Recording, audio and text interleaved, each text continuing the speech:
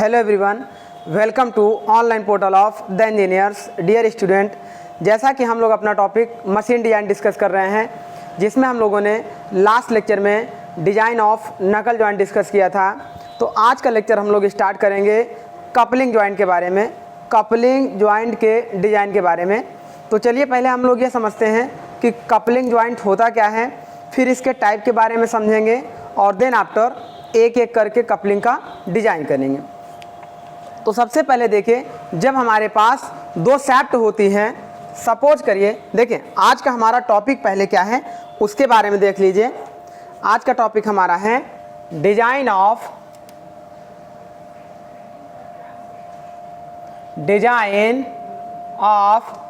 Coupling joint, design of coupling joint. That means जब हमें दो शाफ्टों को एक साथ कनेक्ट करना हो, जोड़ना हो और एक शाफ्ट की पावर को दूसरे शाफ्ट में ट्रांसमिट करना हो, तो ऐसे जो हम इक्विपमेंट का उपयोग करेंगे जिसे हम लोग कपलिंग कहते हैं। सपोज करिए कि ये हमारे पास एक शाफ्ट है, ऐसे देखिए, और ये हमारे पास दूसरी शाफ्ट है।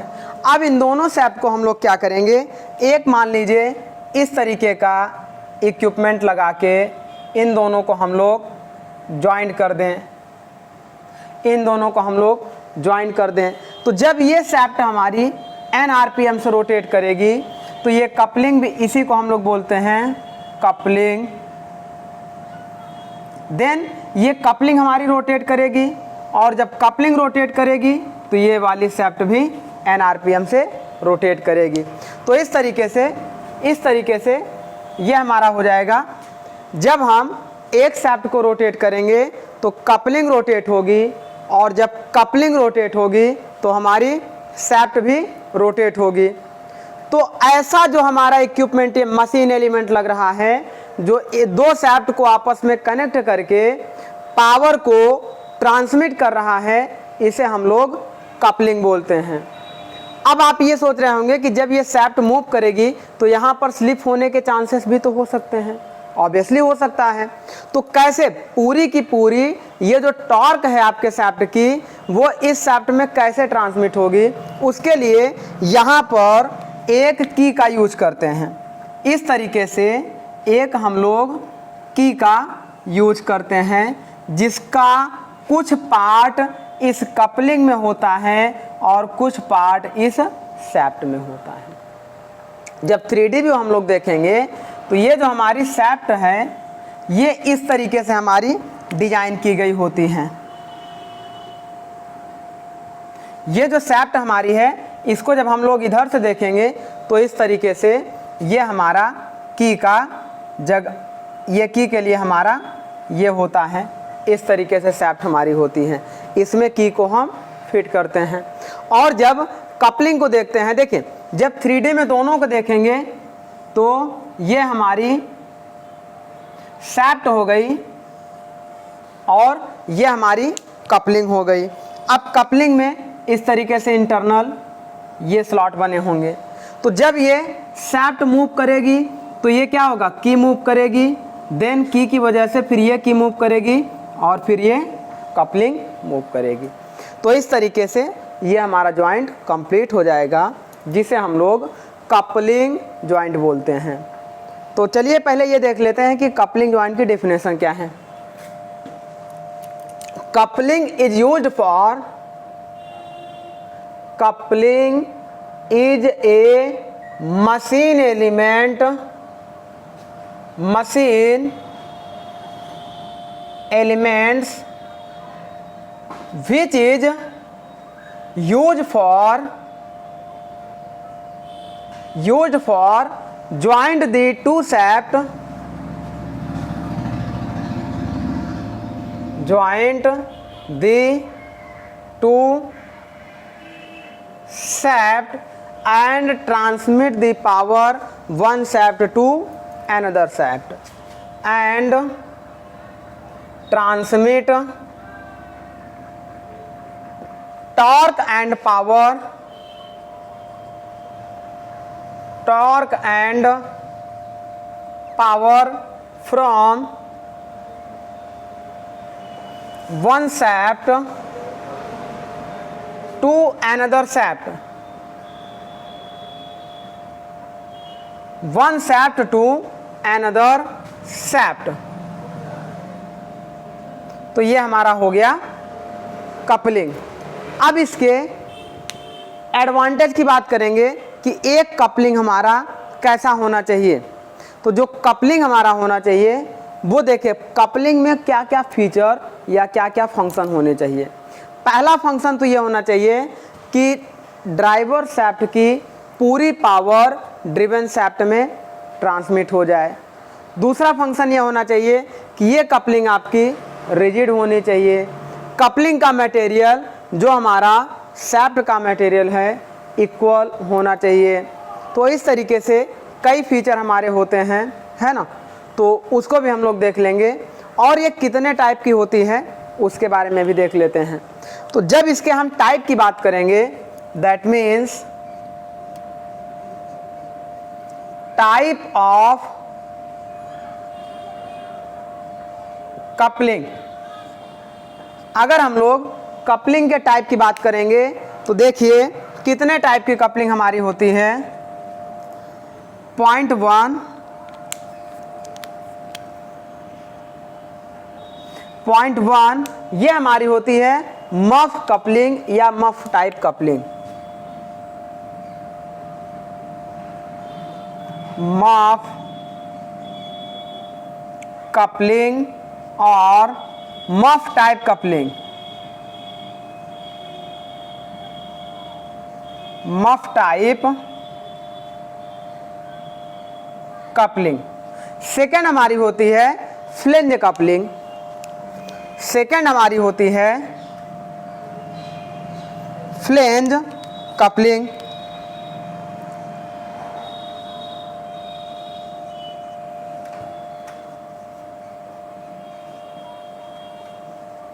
फ्लेंज कपलिंग को हम लोग दो पार्ट में क्लासिफाइड करते हैं। दो पार्ट में क्लासिफाइड करते हैं।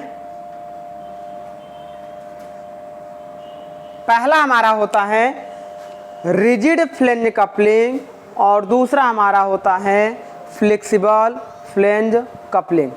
तो फर्स्ट हमारा होता है rigid flange coupling. Rigid flange coupling और ये हमारा होता है फ्लेक्सिबल फ्लेंज कपलिंग, या इसी को हम लोग फ्लेक्सिबल फ्लेंज कपलिंग को हम लोग पिन टाइप फ्लेंज कपलिंग भी कहते हैं। पिन टाइप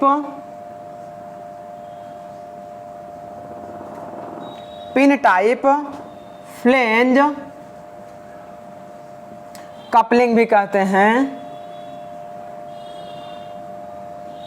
या इसको हम लोग प्रोटेक्टिव टाइप फ्लेंज कपलिंग कहते हैं, या इसे हम लोग प्रोटेक्टिव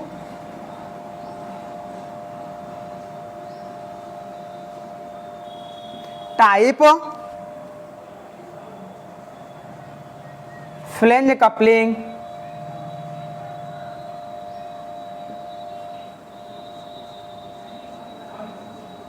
और एंड रिजिड कपलिंग को जैसे प्रोटेक्टिव टाइप है वैसे ही ये unprotective type flange coupling. Unprotective type flange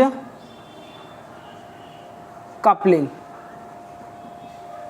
इतने टाइप की कपलिंग हम लोग यूज करते हैं। तो अब हम क्या करेंगे, वन बाय वन एक एक कपलिंग की डिजाइन को करेंगे, डिजाइन को सीखेंगे। दैट मीन्स मफ कपलिंग में किस किस पार्ट की डिज़ाइन करते हैं, किसको सेव करते हैं, और फिर फ्लेक्सिबल फ्लेंज और रिजिड फ्लेंज कपलिंग के बारे में भी हम लोग पढ़ेंगे। तो इस तरीके से चलिए पहले हम लोग पॉइंट 1 स्टार्ट करते हैं, मफ कपलिंग हमारी क्या होती है। तो आइए स्टार्ट करते हैं point 1, design of muff coupling. चलिए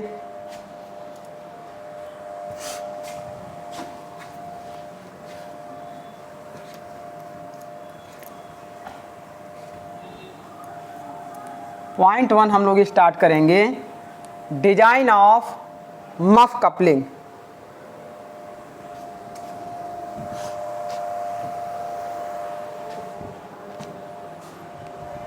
डिजाइन ऑफ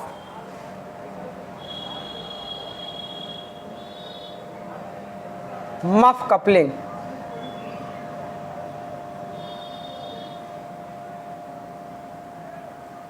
अब इसमें देखिए दो या दो से अधिक दो सैप्टों को जोड़ते हैं।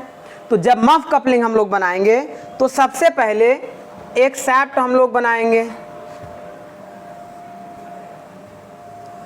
अब हमें दो सैप्ट को जोड़ना है, तो ये हो गई सैप्ट 1, ये हो गई सैप्ट 2। इस तरीके से दो सैप्ट को हम लोग बनाएंगे। इन सैप्ट के ऊपर हम लोग क्या लगाएंगे, कपलिंग लगाएंगे। इस तरीके से हम लोग कपलिंग लगाएंगे।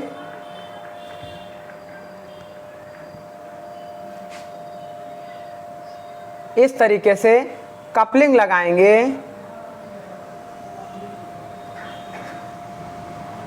ऐसे अब यहां पे देखिए ये कपलिंग तो हो गई हमारी, बहुत ज़्यादा बड़ी बन रही है, और छोटी कर दें।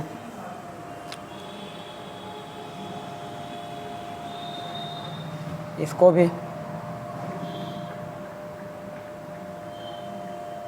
ये हो गई हमारी। लेकिन जब ये सैप्ट रोटेट करेगी तो ये कपलिंग क्या पावर ट्रांसमिट कर पाएगी? नहीं कर पाएगी। तो दोनों के बीच में एक की का उपयोग करते हैं। इस तरीके से एक एलिमेंट की को लगाएंगे जो हमारा इस कपलिंग और सैप्ट के बीच से होकर जाएगा।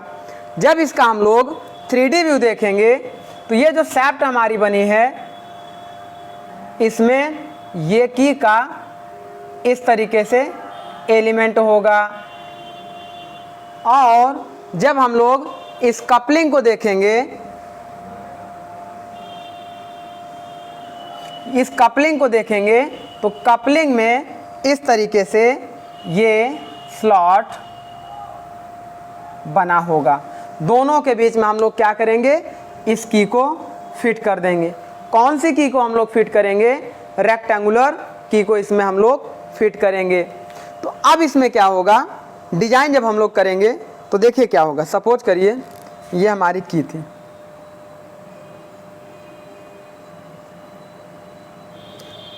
सॉलिड रेक्टेंगुलर की थी।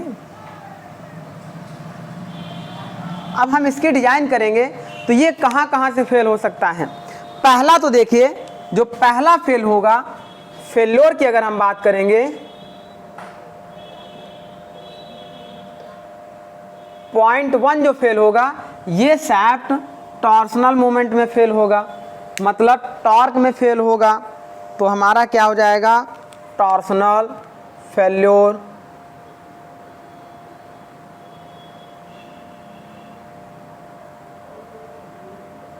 देन आफ्टर सेकेंड फेल्योर जब हमारा होगा तो देखिए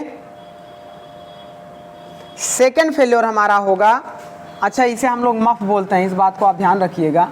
ये हमारा होता है मफ, है ना, या इसी को हम लोग मफ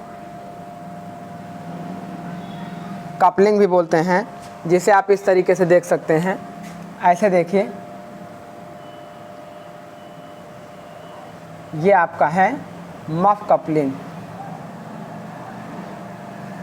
इस तरीके से ये हो गया आपका मफ कपलिंग।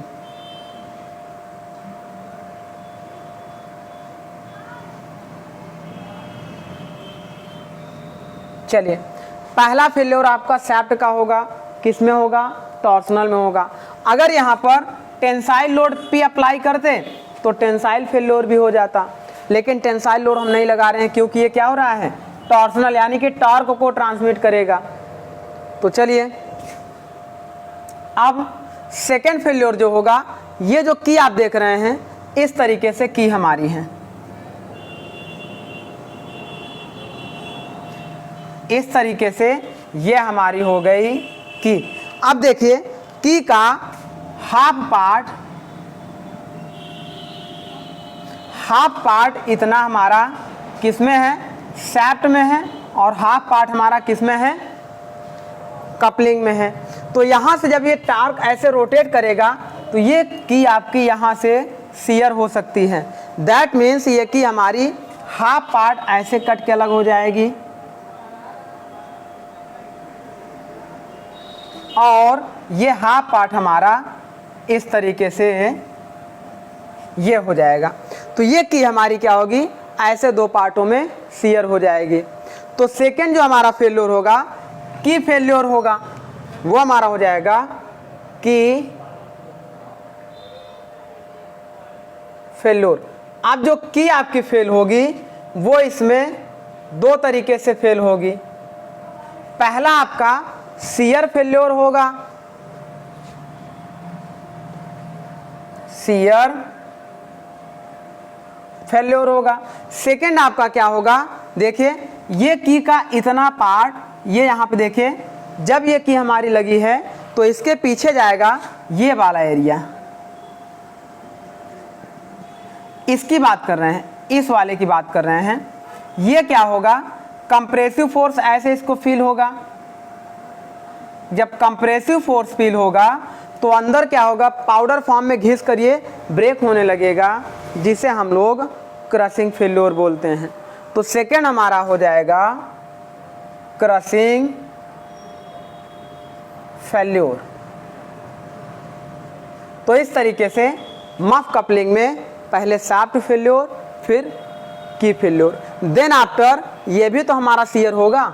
देखिए इस तरीके से ये हमारा पूरा शियर हो सकता है। क्या शियर होगा आपका, मफ। तो हमारा क्या हो जाएगा, shear failure in muff, shear failure in muff. तो थर्ड हमारा जो होगा शियर फेल्योर इन मफ। तो इस तरीके से तीन टाइप का फेल्योर हमारा इस मफ कपलिंग में मिलेगा। आइए पॉइंट वन बाय वन हम लोग इसको डिस्कस करते हैं कि इसमें कितना फेल्योर मिलेगा। Point one, torsional failure.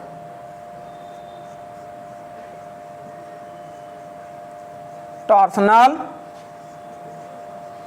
Failure, torsional failure का मतलब क्या होगा, यदि ये शाफ्ट आपका n आरपीएम पे रोटेट करे और P पावर इस पे लग रहा हो और T टॉर्क जनरेट कर रहा हो, देन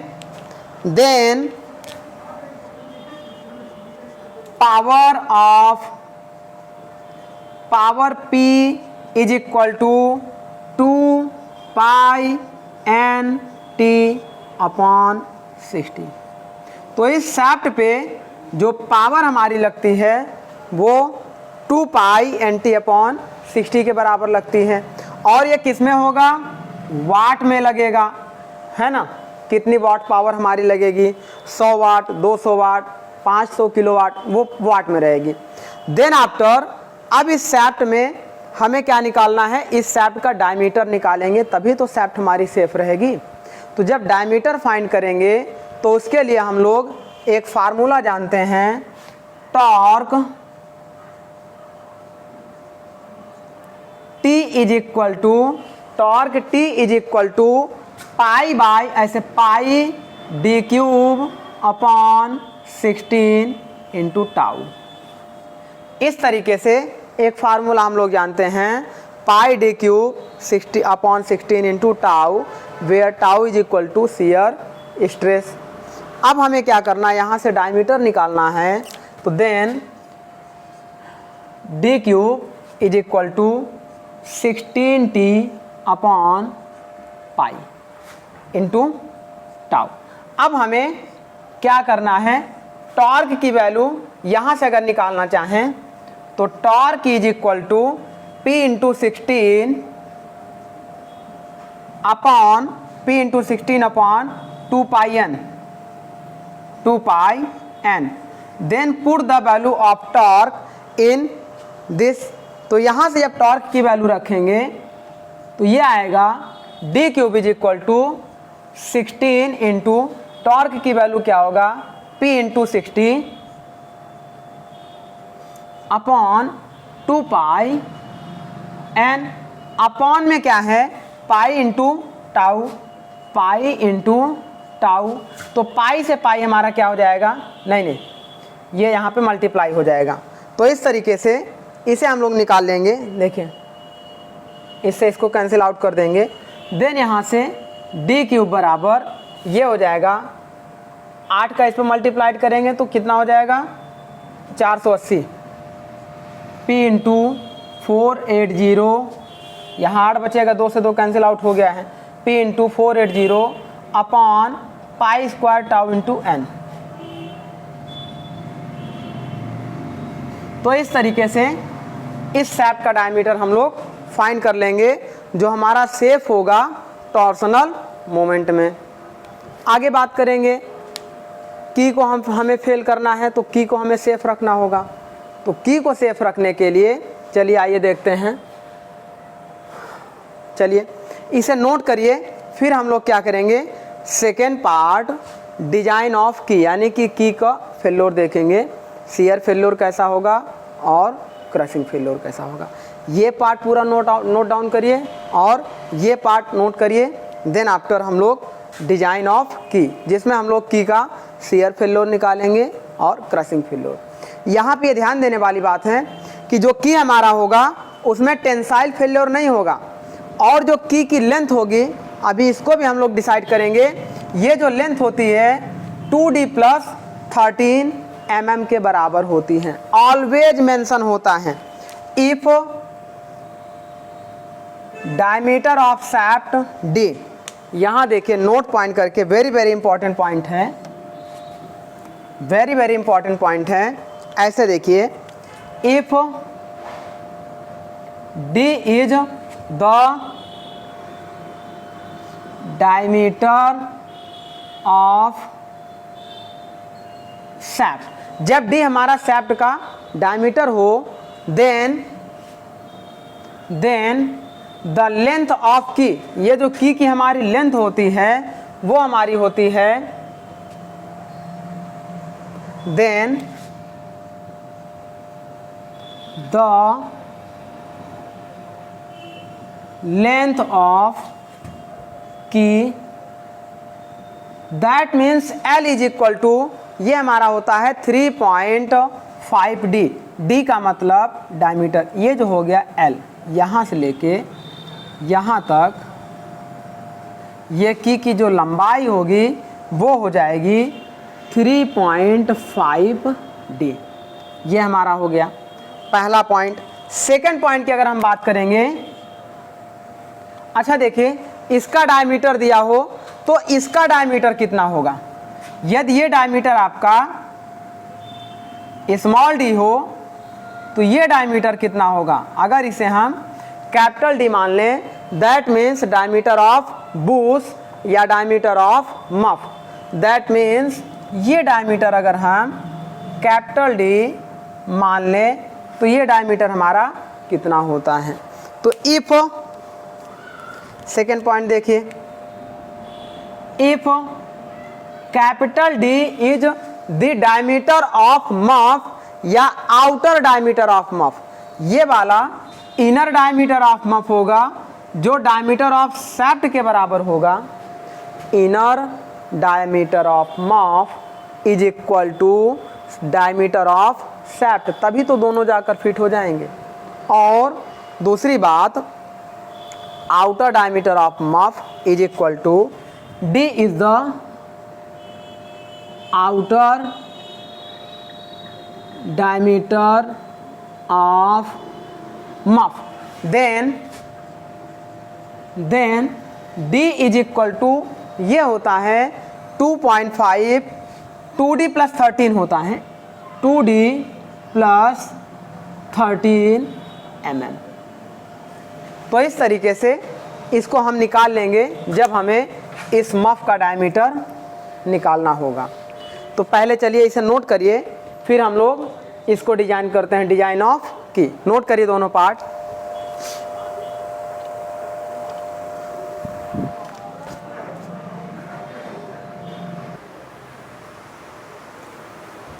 तो चलिए देखिए इस तरीके से ये हमारा हो जाएगा डिजाइन ऑफ इसका जो हमने की का डिजाइन किया।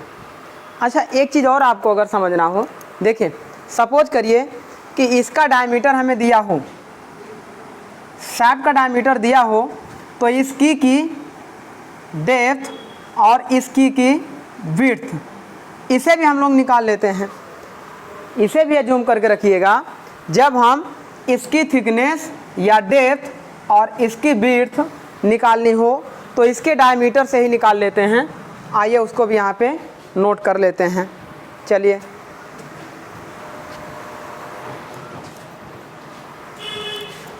अब इसे रिमूव किया जाए। आई होप आप नोट कर लिए होंगे।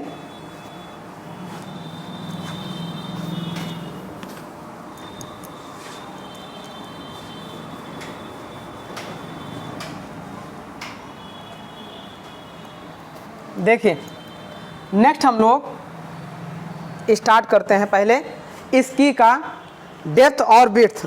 यदि हम बात करेंगे width of key W is equal to ये होता है D/4K और depth of key T is equal to ये होता है D/6। तो इस तरीके से हम इस की डेप्थ और विड्थ निकाल लेंगे। चलिए अब इस की का फेल्योर हम समझ लेते हैं। फेल्योर ऑफ की, फेल्योर ऑफ की, पहला फेल्योर हम लोग क्या निकाल लेते हैं, शियर फेल्योर 0.1 शियर फेल्योर। अच्छा देखिए जबकि आपकी शियर होगी तो पूरा किस एरिया में, ये इस एरिया में शियर होगी। तो जो मैक्सिमम शियर लोड आएगा, shear load is equal to shear stress into shear area. Area क्या हो जाएगा, यदि इसकी विड्थ W ले लें और इसकी लेंथ L ले लें तो ऐसे देखिए मैक्सिमम लोड एन की P इज इक्वल टू कौन सा load, shear load is equal to shear stress into shear area. Shear stress PS is equal to shear stress tau into shear area. Area हमारा कितना हो जाएगा, W into L, W into L के हो जाएगा। अच्छा एक चीज़ हम लोग जानते थे, जब इस की पर मैक्सिमम लोड लगाते थे तो लोड की वैल्यू हमारी कितनी आती थी, आपको याद होना चाहिए। लोड ऑन की PS is equal to MT/2 आता था। MT/2 जब हम लोग सॉल्व करते थे प्रीवियस इक्वेशन में, तो यहाँ से जब इसका डायमीटर D हो, शाफ्ट का डायमीटर D हो, तो इस पर जो मैक्सिमम लोड आता था, लोड, और यही लोड तो आपके फोर्स के बराबर एक्ट करता है। Force P is equal to ये होता था 2MT/D के होता था। एक फार्मूला होता था 2MT/D के होता था। प्रीवियस जब डिजाइन ऑफ की में आप जाएंगे तो वहाँ पर ये फार्मूला हमने डेराइव्ड किया था, where M is equal to MT is equal to torsional moment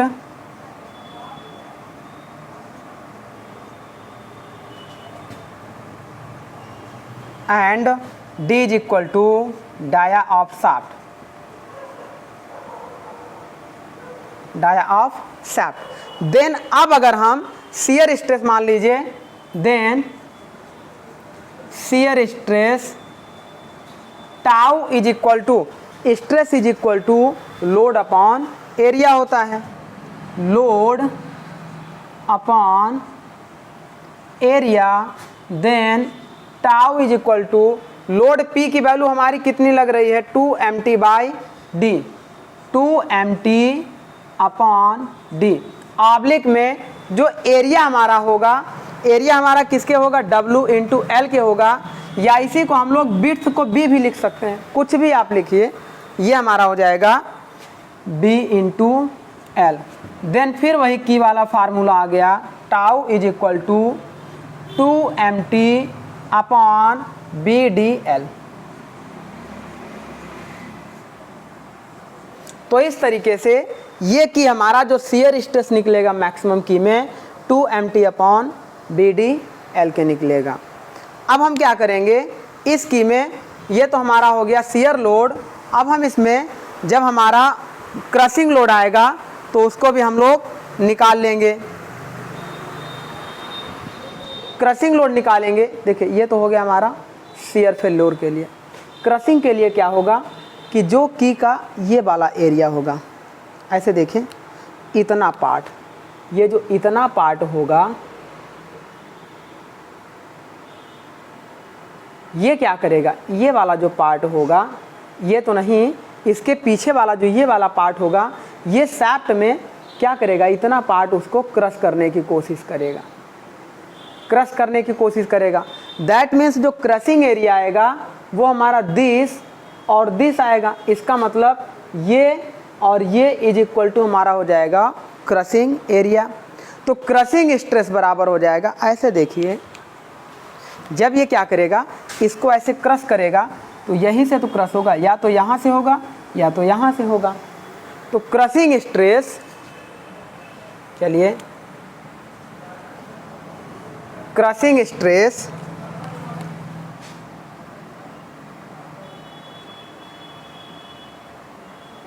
sigma C हो तो crushing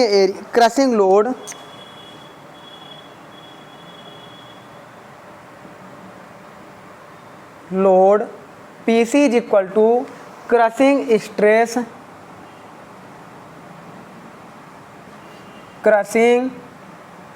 stress into crushing area. That means PC is equal to crushing stress sigma C into crushing area. Area की जब बात होगी, यदि इसकी height हम लोग T लिए हैं तो ये हो जाएगा T/2। हाफ अगर इसको हम देखें तो ये हो जाएगा T/2 और लेंथ आपकी कितनी है L है। तो ये हमारा हो जाएगा L इंटू T/2। इस तरीके से ये हम निकाल लेते हैं।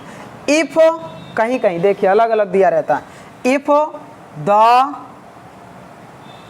हाइट ऑफ की इज इक्वल टू H, यहाँ हमने T माना है, कहीं कहीं आपका H दिया होगा, तो ये हमारा then PC is equal to हो जाएगा सिग्मा सी इंटू HL/2। यहाँ से sigma C is equal to हो जाएगा 2 into PC upon H into L। तो इस तरीके से क्रशिंग स्ट्रेस हम इसमें निकाल लेंगे। तो ये हमारा हो जाएगा क्रशिंग के लिए, इसकी का फेल्योर हम निकाल लेंगे। क्रशिंग के बाद लास्ट एलिमेंट जो हमारा फेल होगा वो ये हमारा जो दिखाई दे रहा है, ऐसे देखिए यहाँ से लेके ये फेल होगा और ये फेल होगा। जब ये फेल होगा तो यदि इसकी थिकनेस ऐसी होगी तो ये इस थिकनेस में और ये विड्थ में फेल होगा, विड्थ में फेल होगा। तो इसका जो हमारा ये जो डिस्टेंस निकालेंगे, ये देखिए ये हमारा है कैपिटल D और ये हमारा है स्मॉल d। देखिए ये है स्मॉल d और ये है कैपिटल D। जब इतनी और इतनी वैल्यू निकालनी हो तो टोटल में इसको हम माइनस कर दें तो ये वाली वैल्यू निकल जाएगी। और यदि इसकी इस तरीके से देखिएगा ये तो हमने रेक्टेंगल ले लिया, लेकिन ये सर्कुलर होता है। यदि इसकी विड्थ बी हो तो जो क्रशिंग एरिया आएगा, ये जो एरिया कटेगा, ये नहीं, इसको छोड़िए अभी, इसको छोड़िए अभी। ये जो एरिया कटेगा ये किस तरीके से क्रश होगा, ऐसे देखिए, यहाँ से क्रश होगा, ये अलग हो जाएगा, ये अलग हो जाएगा, तो क्रशिंग एरिया आपका क्या हो जाएगा। देखिए आपको दिखा रहे हैं एक डायग्राम से, मान लीजिए ये हो गया, तो पूरा का पूरा ये वाला जो एरिया होगा ये आपका क्रशिंग एरिया होगा। यही एरिया तो कटेगा। यहाँ पर तो आपका क्या है, ये शाफ्ट है, ये क्रश होके इधर से इतना चला जाएगा, ये इधर से इतना चला जाएगा। तो ये जो क्रशिंग एरिया होगा, पहले देखिए क्रशिंग नहीं सॉरी, ये कौन सा है, shear failure in muff. Next part देखिए, शियर फेल्योर,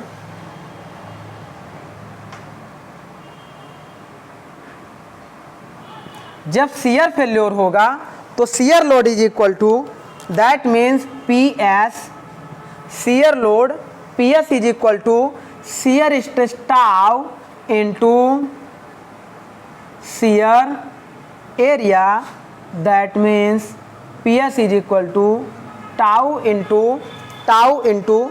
अब ये वाला जो एरिया हम लोग निकालते थे, ऐसे देखिएगा, इसके लिए क्या होता था, capital D minus small D. तो हम लोग एक फार्मूला पढ़े थे, पाई कैपिटल डी के पावर 4 माइनस स्मॉल डी के power 4 upon capital D into 16। Pi by 16 into tau capital D के पावर 4 माइनस स्मॉल डी के पावर 4 अपॉन कैपिटल डी। ये फेल्योर हमारा हो जाएगा किसमें, शियर में। जब ये हमारा शियर में, इसी को हम लोग स्लीप भी बोलते हैं, SLEEVE, इसी को हम लोग स्लीप बोलते हैं। तो ये हमारा हो जाएगा स्लीप फेल्योर।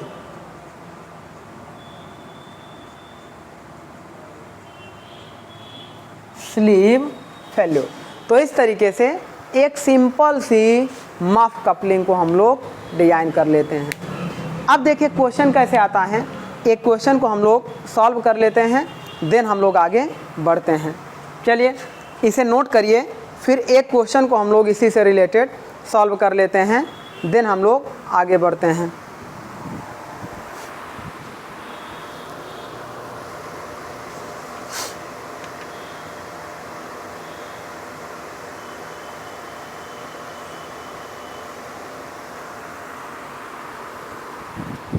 चलिए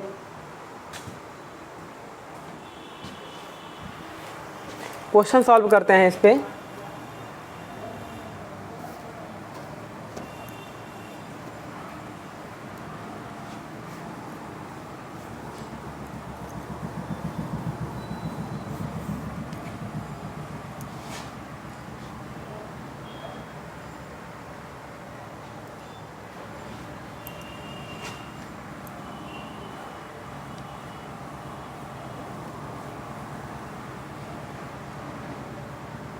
देखिए क्वेश्चन मान लीजिए एक दिया हो, design A muff coupling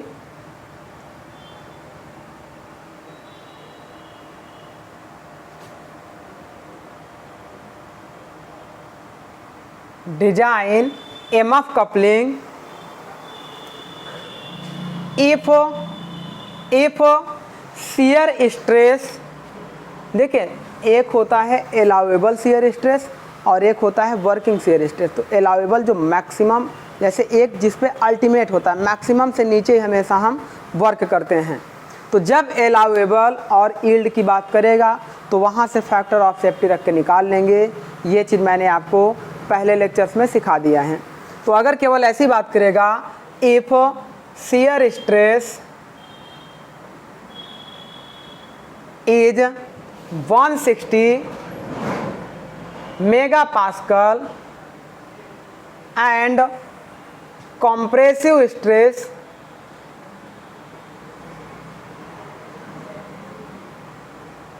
is 300 megapascal।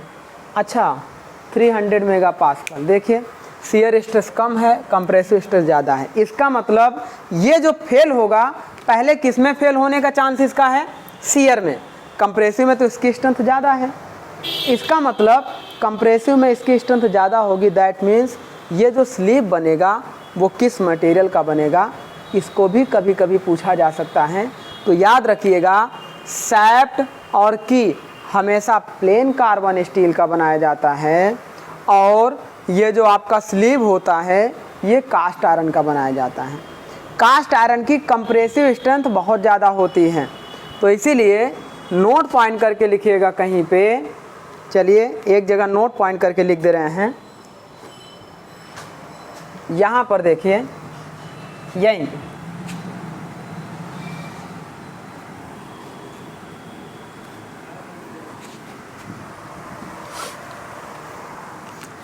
यहीं पे देखिए shaft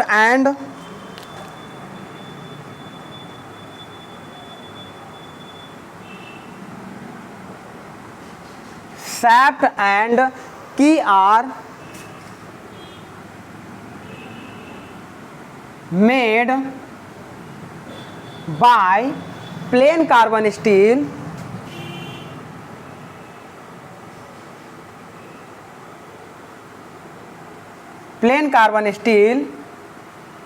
and sleeve are made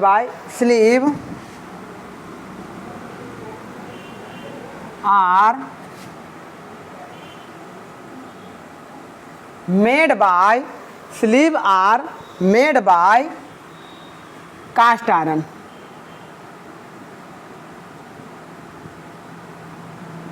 sleeve are made by cast iron. तो अब हमें क्या करना है, अपने एक मफ कपलिंग को डिजाइन करना है जिसके लिए शियर स्ट्रेस की वैल्यू और कंप्रेसिव स्ट्रेस की वैल्यू 300 मेगापास्कल है।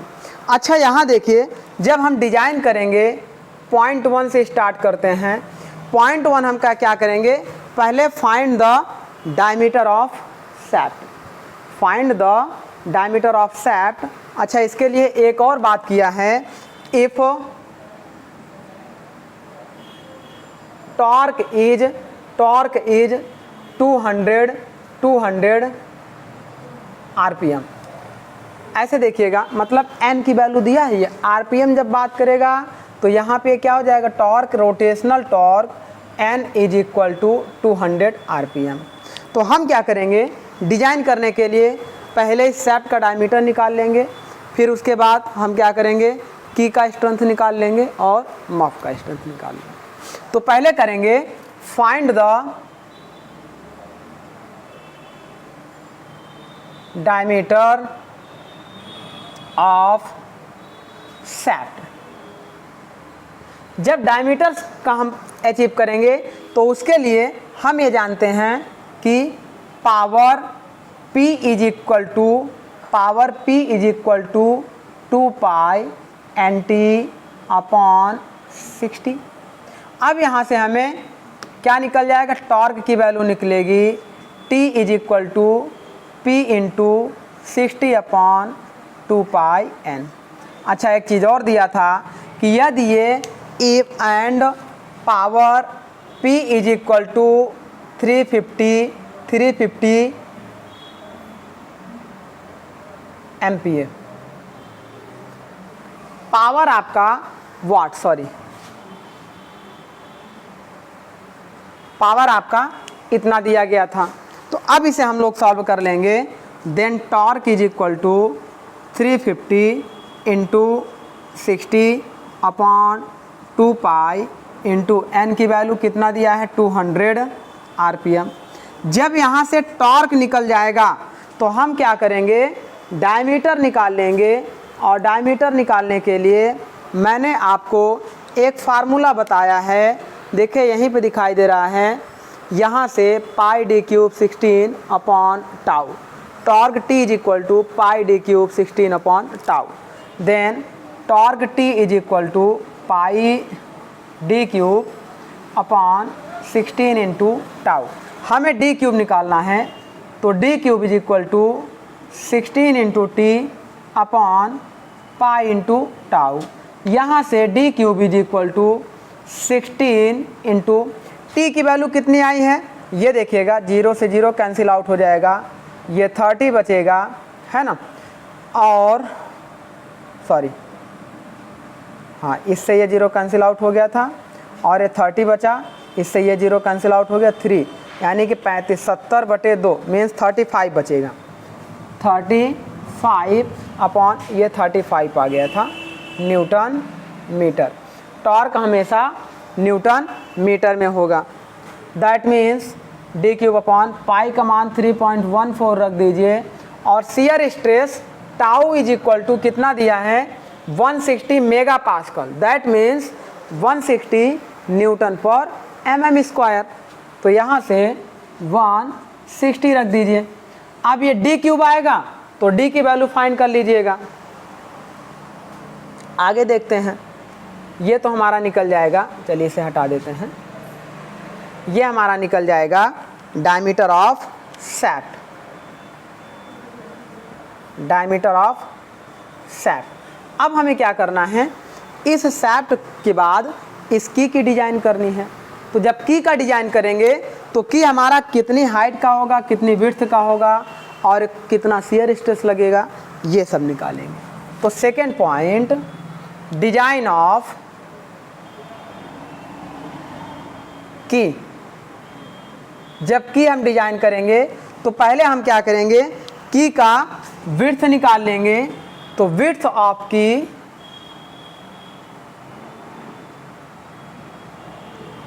W is equal to D/4, then W is equal to ये डायमीटर आपका जितना भी आएगा उसका हम बाई 4 कर लेंगे। सपोज करिए कि हम D बराबर मान लेते हैं 50 mm आया है। ये हमने क्या किया है, लेट एज्यूम, हालांकि सॉल्व करने पे 50 नहीं आएगा, वो एज्यूम हमने किया कि यदि 50 mm डायमीटर इसका आ जाए तो, ताकि आगे का डेटा हमारा आसान हो जाए। तो यहाँ से हम करेंगे 50/4, दैट मीन्स W बराबर या B बराबर ये हो जाएगा 12.5 mm। अब विड्थ निकल जाएगी, देन डेप्थ ऑफ की निकाल लेंगे। डेप्थ ऑफ की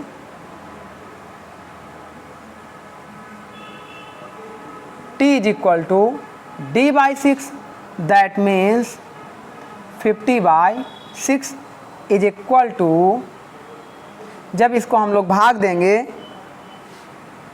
तो 9.9 mm के प्रॉक्स आएगा। तो इस तरीके से ये निकल जाएगा थिकनेस ऑफ की। अब की का सेफ फेल्योर हम निकालेंगे। तो की हमारी पहले शियर में फेल्योर होगी और दूसरा क्रशिंग में फेल्योर होगी। तो shear strength of key, shear strength of की, दैट मीन्स जब हम लोग निकालेंगे तो shear load PS is equal to 2MT/D होता था, 2MT/D होता था, या इसको हम लोग shear is equal to shear load is equal to shear stress tau into shear area से निकाल लेंगे। तो इससे निकालेंगे तो PS इज इक्वल टू ये हो जाएगा, टाउ की वैल्यू दिया है 160 इंटू शियर एरिया आपका हो जाएगा, ये वाला एरिया शियर होगा, ये वाला W इंटू लेंथ, यानी कि B into L, that means PS is equal to 160 into width आपकी कितनी आ गई, विड्थ आपकी आ गई 12.5 इंटू लेंथ ऑफ की। अब ये जो लेंथ ऑफ की निकालते थे तो यहाँ से एक डेटा हमने एज्यूम किया था 3.5D लेते हैं। Length of key L is equal to 3.5 into diameter कितना हमने लिया है 50 एज्यूम किया है। ये सब डिजाइन डेटा बुक में भी दिया रहता है। है ना, तो ये हो गया 50। देन इस तरीके से ये हमारा कैलकुलेशन निकल जाएगा शियर लोड ऑन की पे हमारा कितना शियर लोड आ रहा है। अब उसके बाद की हमारी जब क्रश करेगी तो क्रशिंग में फेल्योर देख लीजिए। Second point, crushing failure, crushing failure of key. यदि क्रशिंग स्ट्रेस सिग्मा सी हो तो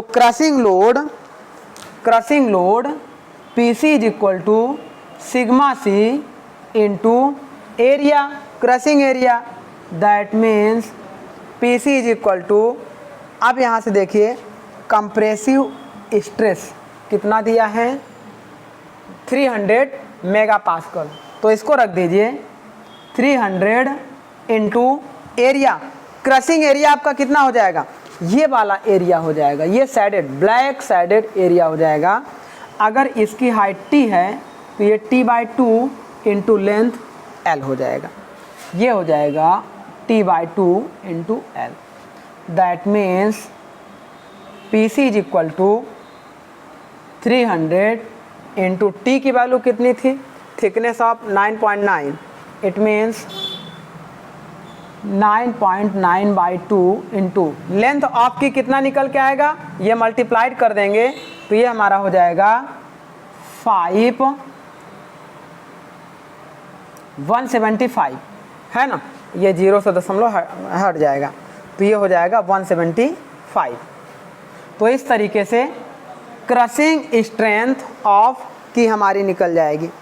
लास्ट पॉइंट जो हम निकालेंगे लास्ट में, अब इसका फेल्योर हमें निकालना है, इसका फेल्योर निकालना है किसका, स्लिप का।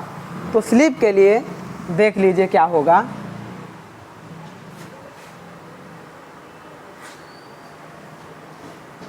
स्लिप फेल्योर, ये सब फार्मूले इंपॉर्टेंट रहेंगे, याद रखिएगा, फार्मूले इंपॉर्टेंट होते हैं इसमें। Next point, sleeve failure. जब ये स्लीव फेल्योर होगा तो शियर में होगा, तो शियर में होगा तो जो मैक्सिमम शियर लोड आएगा, शियर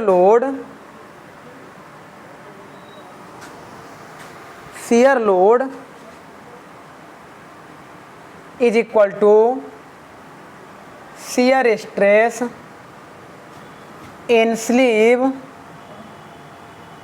इनटू शियर एरिया। तो इसका फार्मूला हमने आपको बताया था, PS is equal to π/16 into tau into capital D के पावर 4 माइनस स्मॉल d के पावर 4 अपॉन कैपिटल D। ये मैंने बताया था, ये किसके लिए था, स्लीप के लिए था। तो यहाँ से π/16 इंटू शियर स्ट्रेस कितना दिया है 160 मेगा पास्कल इंटू, अब देखिए यहाँ हम लोग फंस गए, कैपिटल D की वैल्यू नहीं दिया है, लेकिन हमने एक डेटा देखा है कि capital D is equal to 2D + 13 होता है, ये याद रखिएगा। Capital D is equal to 2 into इसका डायमीटर कितना आया था, डायमीटर हमने 50 एज्यूम किया था, अदरवाइज कैलकुलेशन से ये डायमीटर आ जाएगा। हम अपने स्टेप्स को इजी करने के लिए, कैलकुलेशन को इजी करने के लिए डायमीटर 50 मान लिए हैं, अदरवाइज हमें डायमीटर फाइंड करना होगा कैलकुलेट करके। तो ये हमारा हो जाएगा 2 इंटू 50 + 13। अच्छा यहीं से निकाल लीजिए, इसको अलग से कैलकुलेट कर लीजिए। मान लीजिए 2 इंटू 50 + 13 कितना हो जाएगा, 100 + 13 130 113। तो ये हम यहीं पे सीधे रख दें, 113 का power 4 minus small d that means 50 का पावर 4 अपॉन 130। तो इस तरीके से ये हमारा स्लीप भी सेफ हो जाएगा। तो इस तरीके से डियर स्टूडेंट हम लोग अपने मफ कपलिंग को डिजाइन कर लेंगे और इससे रिलेटेड कोई भी ऑब्जेक्टिव, कोई भी न्यूमेरिकल आएगा उसको हम लोग आसानी से सॉल्व कर लेंगे। बेसिकली हमें ये समझना चाहिए, ये सीखना चाहिए कि हमारा कोई भी मशीन एलिमेंट कहाँ कहाँ से फेल हो सकता है, तो उसी को हमें सेव करना है, वहीं पे हमें डिज़ाइन प्रोसेस अप्लाई करना है। तो इस तरीके से हमने अपने एक टाइप ऑफ कपलिंग को कंप्लीट किया और हमने इंट्रोडक्शन ऑफ कपलिंग को डील किया। अब हम क्या करेंगे नेक्स्ट लेक्चर में, जैसे हमारी मफ कपलिंग थी, अब हम लोग फ्लेंज कपलिंग का डिस्कशन करेंगे। फ्लेंज कपलिंग हमारी क्या होती है, प्रोटेक्टिव फ्लेंज कपलिंग क्या होती है, अनप्रोटेक्टिव क्या होती है, दोनों के लिए उसका फेल्योर हम लोग निकालेंगे और सेफ डिज़ाइन कंप्लीट करेंगे। तो चलिए स्टूडेंट, आज के लिए इतना ही लेक्चर हम लोग कंप्लीट करेंगे।